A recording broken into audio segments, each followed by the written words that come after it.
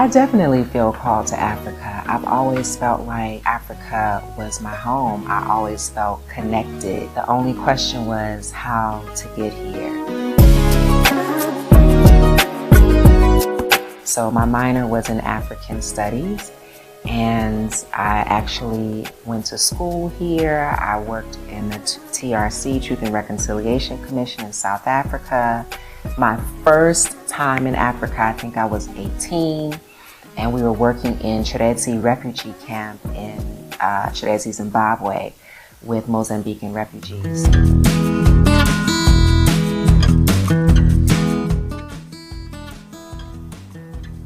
Hey, welcome to my home. I'm Tadre. Come on in.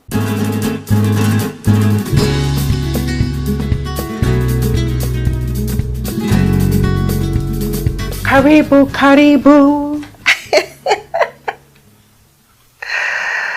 Listen, before you go anywhere, I want to point out this new piece that I had custom made with Bawuli fabric from West Africa. And then we've got this wonderful raffia mirror from Uganda. And then I love this piece that Michael Soy gave to me. He is a famous Kenyan artist, and he gifted this to me on my birthday. All right, so we're back in West Africa, where this is actually, I was told it's a Yoruba belt, but I just love the colors and the beading. Come on into the living space. So I love an open floor plan. This was obviously supposed to be the dining room. This was the living room. I was like, you know what, let's not section it off. Let's keep it open. So this piece right here was handmade, a boutique in Mozambique. And then I had all the pillows custom made. I do a lot of shopping at the wholesale market. So Marido Market is where this stuff came from. And I just love like floor seating. You know, when kids come in here, it's hard for them not to jump on the furniture. And then for Kenyans who know, this table was made in Gikomba. I really wanted something that would act as a dining room table that would be low enough, but also act as storage. So I'm able to keep, you know, my books, etc. here. And we sit comfortably. Now, my dad has a problem. Some people do have a problem sitting so low to the ground. But then, you know, this will be their chair. My dad comes, he'll sit, and he'll eat at this table. So I had the curtains custom made in Eastleigh, and I just love that in Nairobi you can afford to have things custom made for your house. It was a shock though when I first got a flat here, because in the States, or at least in the state of California, the drapes, the lampshades, there's so many things that are already supplied in the apartment, like the refrigerator, the stove, etc. So when you rent in Nairobi, it's just bare bones unless you're getting a furnished apartment. So I love my curtains. I had to fight for these curtains. So if you go to Eastleigh, it's now known as a Somali neighborhood. It wasn't always a Somali neighborhood, but they will do curtains for you that day if you go early enough. And they normally just do this little, we'll just say solid fabric, very simple, understated fabric. But I was like, no, I want to do the kitenge at the top and then something else at the bottom. And they laughed at me. You want what? So they did it for me, and as they were making the curtains, other Kenyan women was like, wait, where is this fabric? So I ended up telling their other customers where to go to get the fabric. Here we have another Yoruba belt. And then my plants, you know, they're part of the personality too. That's Brooklyn, and this is Bronx. So my girlfriend who lives in Tanzania, she's from Brooklyn, and she house sat for me, and she named them. Now this piece right here, we put on plexiglass. This was to commemorate my 47th birthday. and we had an all women's photo shoot. We had my girlfriend Bella, who did the body painting. She also does paint sips in Kampala. And then my girlfriend Akuzike, who's an aspiring photographer, she did the shots. And then my other girlfriend loaned her backyard. So it was crazy just being nude in her backyard doing this photo shoot, but it was fun. Okay, so I was nomadic for a long time, and it just started to wear on me, staying in apartments that somebody else had decorated. And after a while, I just wanted to nest, and I wanted to create a space that was just for me. Previously, I was married, and when you're married, you have to compromise. That's that person's style versus your style. Here was just me, so I could have as much fun with the colors and the textures as I wanted. I love hammocks. I love swinging chairs. And so I found this young Kenyan artist on Facebook Marketplace, and she made these for me, installed them. And then these are Juba hats from the West African market. They're traditionally worn in ceremony. However, in the Western world, we use them for decoration. And then we have to talk about another Michael Soy piece. Michael Soy, as I said before, is a famous Kenyan artist, and his work is typically a commentary about sex work in Kenya. So this is one of the more tame pieces. So I'm blessed to have a 2-bedroom, 2-bath, and we have a guest room, which I was actually using as an office space. But then, it was an emergency. I had to get my mom here. She wasn't doing very well, so I love the fact that she's here with me. So we had to turn this into a bedroom really quickly.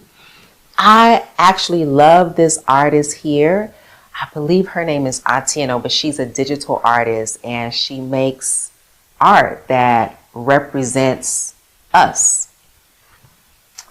Then I've got these 2 pieces here from the college homie Cracker Radford, and I think he was inspired by some of my Instagram posts, and he made these 2 pieces and then sent them to me. I forgot to mention that this place was completed in '76. So if you're seeing the exposed hardwood, the hardwood floors, that's because this is a really old building, and I love it.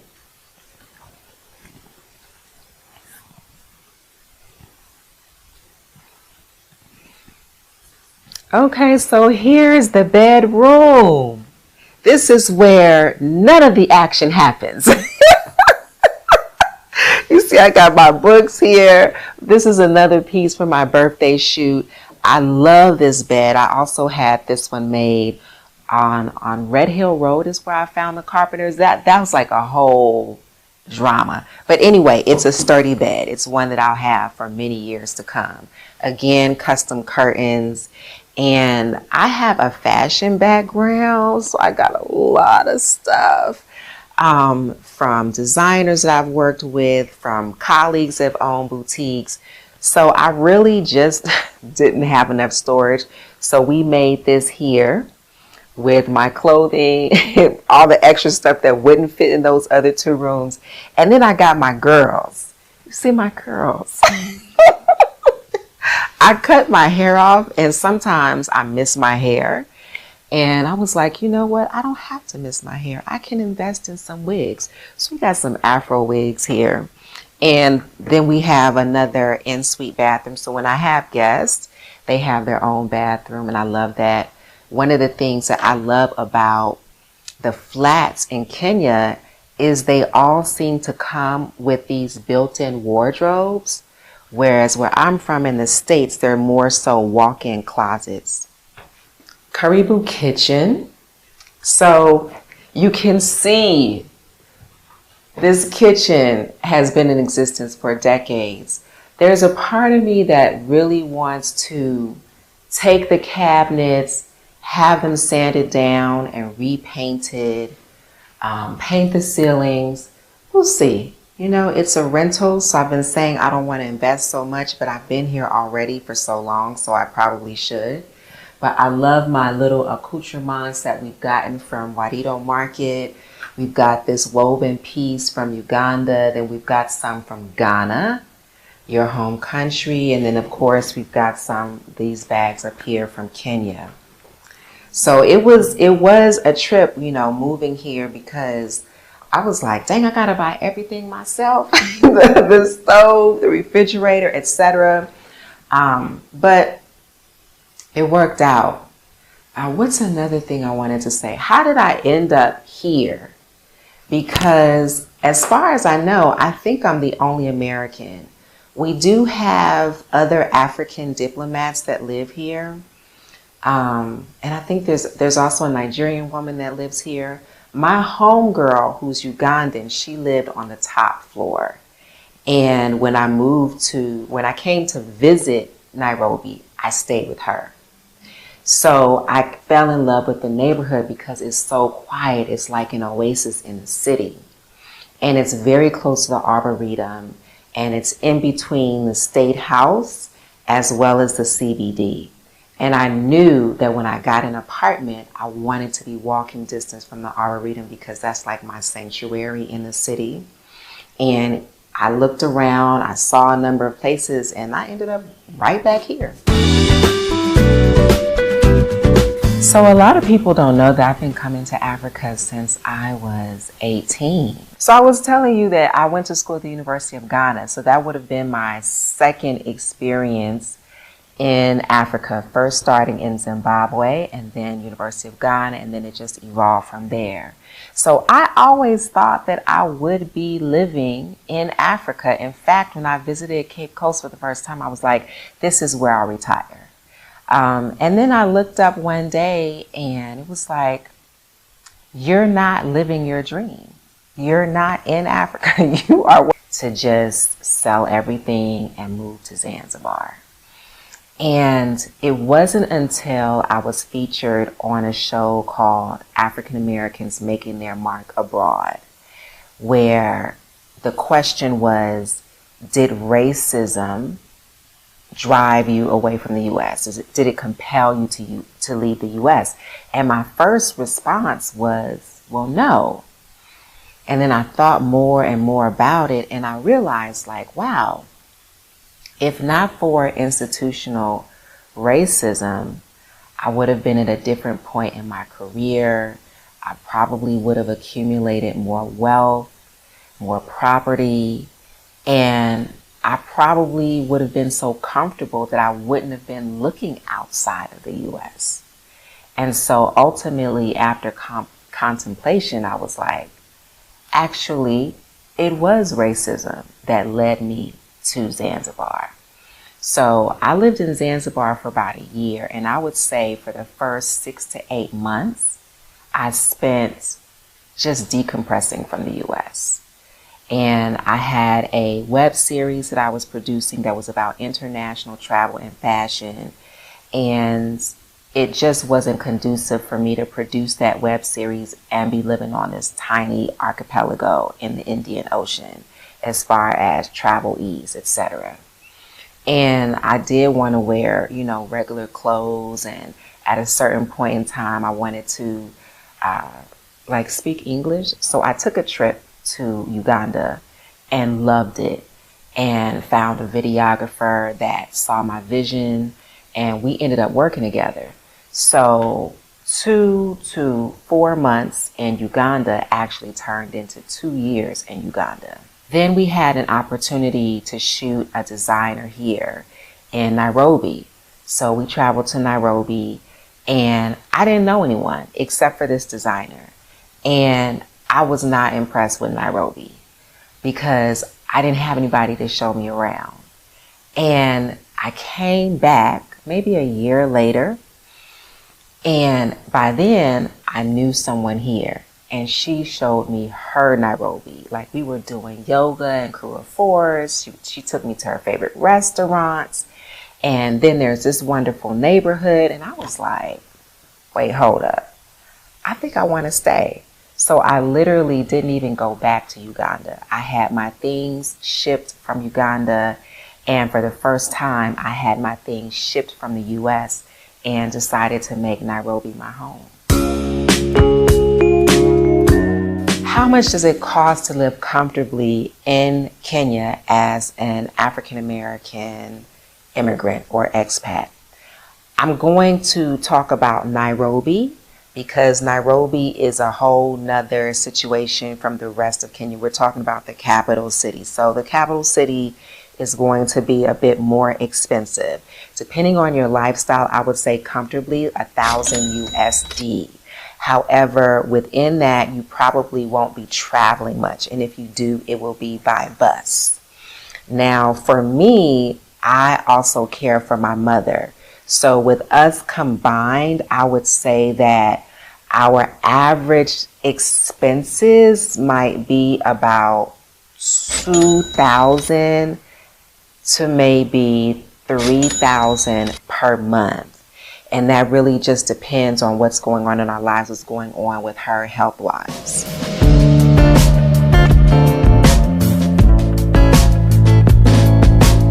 My first impression of Kenya, I wasn't very impressed. I was not impressed. First of all, I took the bus from Kampala and I was in town like where all these buses are, and it's dirty and it's chaotic. And then we were staying in Karen. I can't even tell you where in Karen we were staying, but it just didn't seem like walkable that I was looking for. Like it wasn't giving me city life.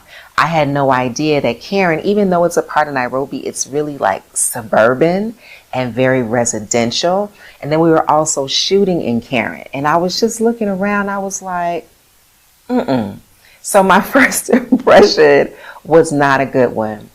But like I said, when I came back a second time, I actually knew someone who was able to take me to different parts of Nairobi where I was actually living here and not like a tourist. I really loved it. The reason why I chose Nairobi over Zanzibar or Arusha or even Kampala or Ghana or South Africa, what I love about Nairobi is its proximity to the ocean. Being a Cali girl, I miss the ocean living in Kampala. Kampala, or Uganda's landlocked. The other thing that I loved about Nairobi is its urban green spaces. The Arboretum is walking distance from me. The Karua Forest is not far from me. Like, it's a very green space. In Kampala, when I wanted to decompress from the city, there was no place for me to go in the city to just relax and be amongst nature. For people who live in big compounds, they have like a nice garden, that's great. But for me, I was staying in different Airbnbs in the city and there wasn't much of a garden. So I would literally have to go to the next city over to access nature. It's boring. I wish I could say like, there's so much going on. I work from home. My clients are American. And so I typically spend a lot of time in the house. I'm introverted. I like being in the house. Now, I do go out from time to time. So what did we do recently? Like there's different private events that I'll go to, house music events, concerts. I love going out to eat. As you can see, I'm auntie status. So, I don't really be in the streets like that unless it's a special occasion. Now we have what we're calling Nairobi winter, which a lot of people are shocked. But it's pretty cold. I would say 50 degrees Fahrenheit. And then in the mornings. And then it might get to like 72, 73 degrees Fahrenheit in the afternoon. So a 20-degree difference. And then it'll be like 10 degrees colder in your house. With all that being said, I try to move with the seasons. So I'm not getting up super early like I normally would when it's hot outside. So when the sun comes out at, let's say, like 10, 11, that's when I'm waking up, getting out of the bed. I'm taking my time, doing my meditations, making my own breakfast, getting my supplements in, and then I'll settle down to work. I have time to slow down. I have time to be with myself. I have time to get with my girlfriends. When I lived in Los Angeles, we would make dates maybe a month to 2 months in advance just to like catch up with your girls.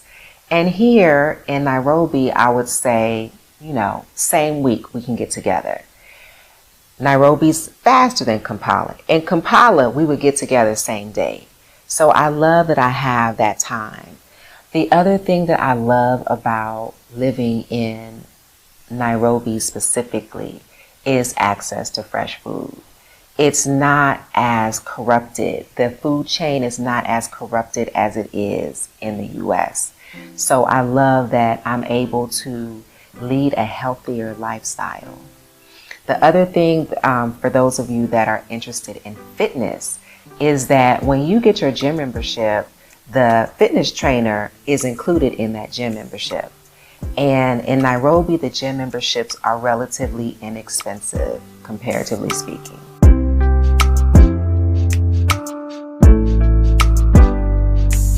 I do work remotely, so most of my clients are in the US.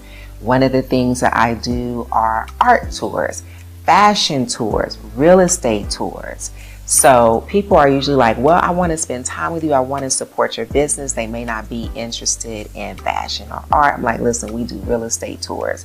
So I usually get people that will come on my art or fashion tours and they're curious about the real estate in Nairobi. And it's interesting because the narrative in the West, as we like to say, is that Africa is poor and dusty. And so people will come to Nairobi and be shocked that, you can pay upwards of 1,000 USD for an apartment, depending upon how you want to live and where you want to live. And I don't want to paint the picture that you need to be moneyed up to live here, because for the digital nomad visa, I believe you need to show that you have an income of $20,000 annually, which is easy for an American to show, right? You can get a place in Nairobi for $250 a month. But then you have to look at, okay, what amenities are near you? Will you be living on a dirt road? Are you okay with that? Are you okay with living away from the city center? And by the way, just for assuredness, there's quite a few African Americans that are leading that lifestyle, living further out on much less. So my cost of living in the US as well as my income in the US was quite high. When I had my store in Washington, D.C., I want to say like $420,000 annually. That's revenue, right? That is not including my expenses. My take home, I would say, was quite high. However, my expenses were also very high. The cool thing is that I can say is we were able to put aside quite a bit for retirement, and we did have investment properties. I was married at the time. What I would say, just to be completely transparent, is trying to figure out a career path in a place where I couldn't work as a stylist has been an ongoing journey. I started out doing freelance writing in Zanzibar, and then that expanded into social media management. And now I'm doing the tours. Now I'm doing the Blacksit consultations, relocations, etc. So just helping people get over here. And as an entrepreneur, I will be completely transparent. It's been up and down.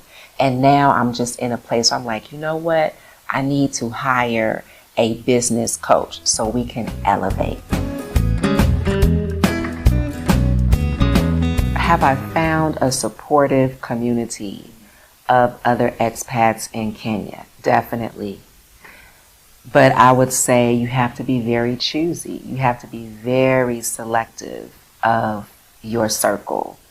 Because coming here, unless you're coming with your family, you're rebuilding a network. And I find that because people feel like a fish out of water, they form these networks really quickly, and they tend to be very superficial. So I have taken my time to cultivate a community, and I'm really good in one-on-one situations. So, of course I do have Kenyan friends, but I also have friends who are not Kenyan. They're Africans from throughout the diaspora, and even not even from the continent.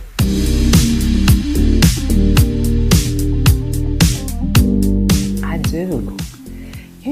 Honestly, one of the things that I really love about being here is anonymity. There are certain places that I've lived where I was a novelty, and that's what drew people to me. The relative anonymity, being able to blend in, and people being accustomed to seeing foreigners means that I can move about and nobody's really trying to be in my space to get something from me. So I know that the relationships that I've built are actually genuine. I can't speak to people who don't have brown skin and what it's like, because you can see them from a mile away. But being in this skin, I definitely feel safe. And I'm from a big city, so I keep my city wits about me. I don't behave in Nairobi differently from how I would behave in Los Angeles, New York, Chicago, DC.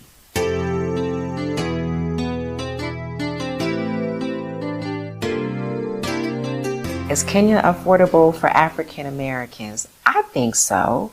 I definitely think it is. The reason why I pause is because you have to figure out your income source.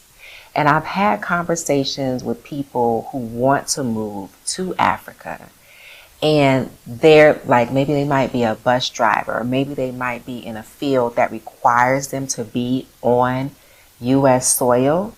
And that part can be very tricky. I'm somebody who, even though I'm very particular, I'm also somebody who's just like, you know what, F it. I'm going to leave it all behind and just jump feet first into a situation. That's not everybody's personality type. So when I talk about I've had to figure things out, I really have. Fortunately, I'm doing what I love, which are the fashion art tours and also Blaxiting. I do have a platform called Blaxit to Africa, and my sole purpose for launching this podcast is to encourage my people to come home. Whether you're somebody like myself that has been separated for centuries, or you're someone who's constantly born and you're making your coin in the global north, bring your resources home. So I love this, and I love also shifting people's paradigms about Africa. Going back to one of your questions about Nairobi and affordability, people are surprised to find out that Nairobi is actually one of the most expensive cities in Africa. And with the UN relocating its headquarters here, we can only expect those expenses to go up.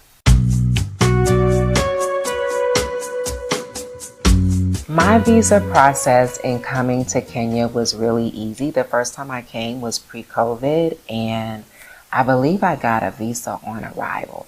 After COVID, that's not the case. So there is an e-visa that you can get online before you come, and it's relatively simple. This is no longer a place where Americans can come and get visas on arrival.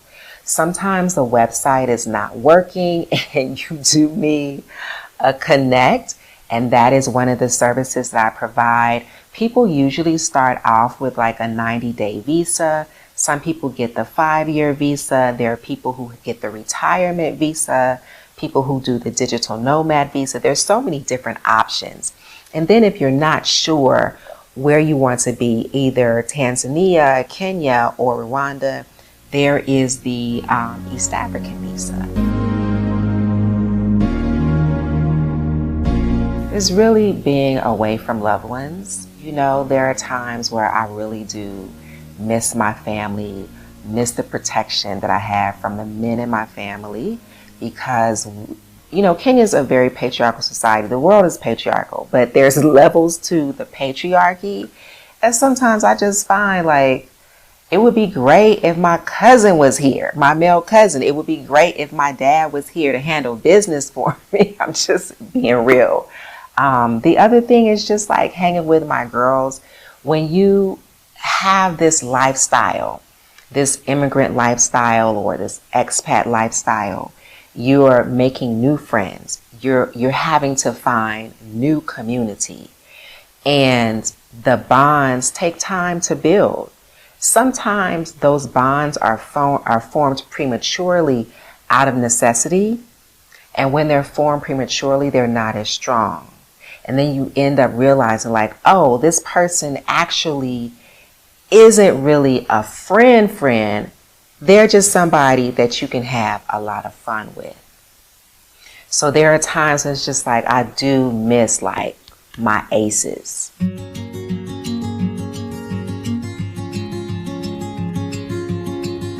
Would I ever move back to the US? Hard no. Right? I don't even have to hesitate on that. My lifestyle is better here, and there's less stress.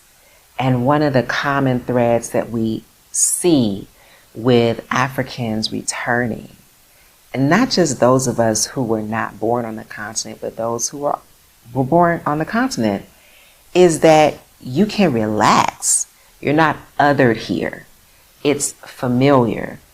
And while living outside the continent gives you certain conveniences, there's one thing that you can't get beyond, and that is these caste systems, the racism, the tribalism. It's all the same thing, really.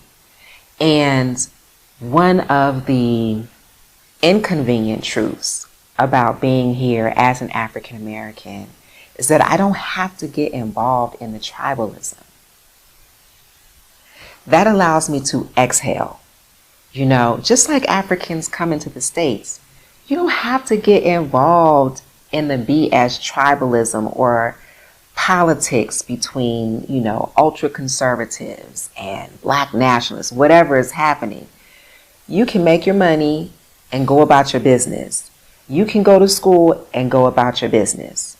In fact, I found that in Kenya, some people have just told me in my comments, Auntie, stay out of it. Don't get involved in the politics. And I didn't come here to get involved in politics.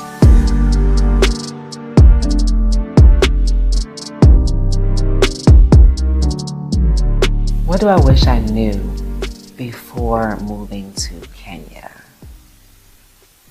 That Kenya was cold. Actually, Kenya is not cold because right now it's hot at the coast that Nairobi gets cold. I'm fortunate that I had my girlfriend who lived upstairs, and she was like, you're going to need some winter clothes.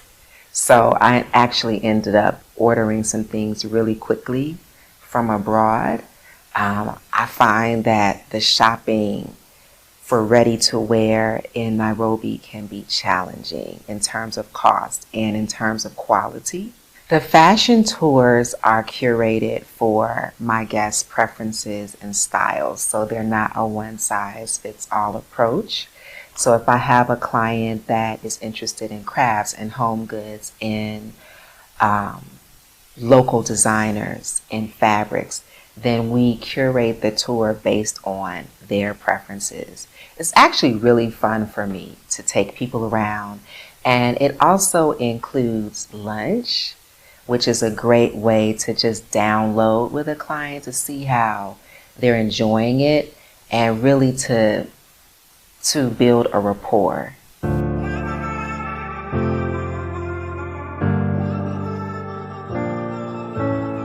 The advice that I would give to someone who was thinking of relocating to Kenya is, I would say, figure out how you're going to make money first.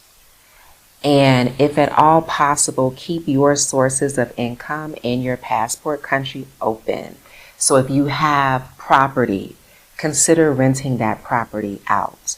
I always tell people that you need to figure out what your income source is going to be before you come here. So that could look like starting a business. However, you need to be here on the ground to do research before you do that. Or you need to have someone here on the ground do research for you. And that's something that I do offer. The other thing that I would say is hire someone to do a consultation for you to even figure out if Kenya is a good fit for you, because you really need to sit down and figure out what your non-negotiables are.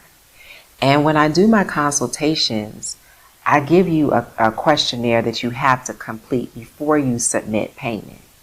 One of the questions I ask is, what are your non-negotiables? You might find that you prefer Johannesburg, Accra, Portugal, and I'm not going to sell people a fairy tale. One of the reasons why I'm in Nairobi specifically is because of infrastructure. My roots are in Central and West Africa. So there's a certain feeling that I get in West Africa where I definitely feel rooted. I definitely feel at home. And it's a different feeling in East Africa where it's not like I feel unwelcome, but my roots are not here. So I'm very realistic about why I'm in Kenya. And it's primarily the infrastructure versus me being in Cameroon, which is where my mother's people are from, or in Sierra Leone, which is where my dad's people are from. So for people who need fast internet, that's something that you need to consider, you know. For people who are not able-bodied, I hate to say it because I really want my people to be here, but Africa might not be for you, because trying to navigate spaces that